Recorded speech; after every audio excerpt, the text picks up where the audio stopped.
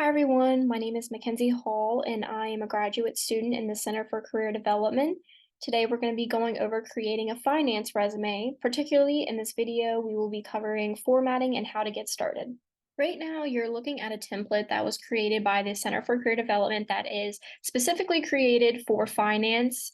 I do recommend using one of these templates just because they have been strategically created based off of what employers and hiring managers are looking for. You can find these templates on the Center for Career Development website under resumes. There are templates ranging from sophomore to finance majors to accounting majors, whichever one fits best for you and your experiences.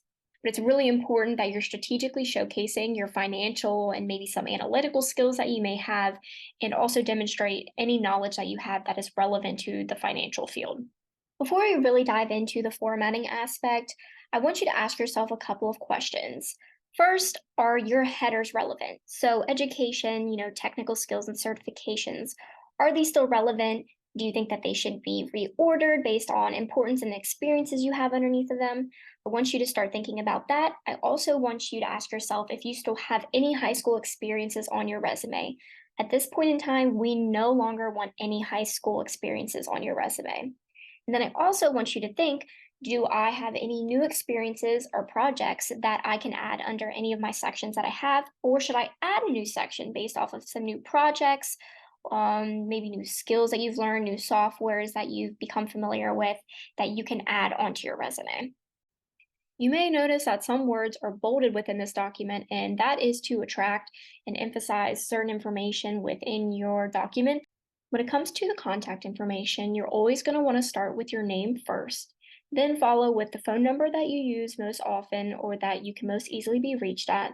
Then you want to follow that with your professional email. So right now, I would suggest using your mixed email and not the, Gmail or Hotmail account that you made when you were maybe 12 years old, and then put the city and state that you reside in majority of the time, just so an employer knows where you are currently residing at. A LinkedIn URL. Now, I only suggest using this if your LinkedIn account is up to date and you use it frequently.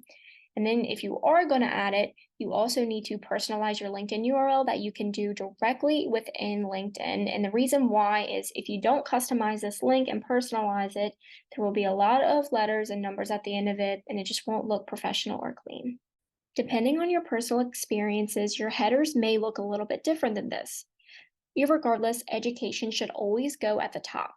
For example, say you don't have many technical skills and certifications yet, you might consider moving that towards the bottom so that more relevant, important information related to finance can move at the top. Also, if you don't have leadership and engagement experience, you might take that section out. If you find yourself in the position where you have only about half a document, then you could add a relevant coursework section showcasing any courses you've taken that have any correlation to finance. I would recommend keeping the same formatting. So keep West Virginia University, finance, whatever your area of emphasis is, and your minor bolded. That way it stands out to the employer or hiring manager. And then also when it comes to GPA, the rule is if it's above a 3.0, then keep it on there. If it's not, then I would consult somebody in the Center for Career Development.